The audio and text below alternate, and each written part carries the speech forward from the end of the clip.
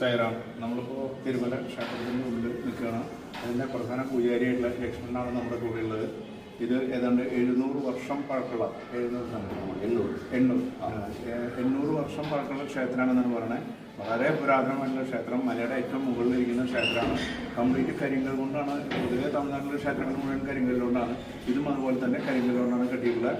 എന്നാലും ഈ ക്ഷേത്രത്തിൻ്റെ പൂജാരി എന്നുള്ള നിലയ്ക്ക് ലക്ഷ്മണനെ നമ്മളോട് രണ്ടു വാക്ക് സംസാരിക്കും. இது 800 வருஷம் பழமையான கோயில். விஷால நட்சத்திர கோயில் ஸ்தலம். இந்த ஸ்தலம் விஷால நட்சத்திர கோயில் ஸ்தலம். ஒவ்வொரு ஸ்தலமும் ஒவ்வொரு நட்சத்திரத்துக்கும் ஒரு ஸ்தலம் உண்டு. நம்ம கோயில் ஸ்தலம் விஷால நட்சத்திர கோயில் ஸ்தலம். இது கட்டினது பந்தலராஜா கட்டது. 800 வருஷம் பழமையான பந்தலராஜா பிரதிஷ்டை பண்ண முருகன்.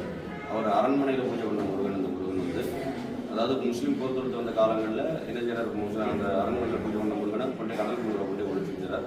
அதுக்கப்புறம் வெளிப்பிரகாரத்தில் காளியம்மன் கோயில் இருக்குது. அப்போ இங்கே உண்ட பழைய ஸ்தலம் உத்தண்ட விழாயம். அங்கே தான் புளிய மரத்தோட உத்தண்ட விழா அங்கே இருக்குது. அங்கே பூஜை பண்ணுறதுக்கு சுவாமி கனவுல தோன்றி மந்திரராஜா சுவாமி கனவுல தோன்றி ஒரே டைமில் கனவுல தோன்றார். அப்போ எப்படி கண்டுபிடிக்கணும்னா காளியம்மன் இப்போ எறும்பு போர்வை எங்கே போய் நிற்குதோ அங்கே போய் தோண்டி பார்த்துருக்காரு. அங்கே போய் தோண்டி பார்த்துருக்கா சுவாமி இருக்காரு. அப்புறம் வெளிப்பிரகாரத்தில் சப்தகண்ணி காட்சி இருக்குது. நல்ல பிரதிஷ்டையாக இருக்காரு. அதுபோக அருணகிரி நாடு பாட்டி ஸ்தலம்.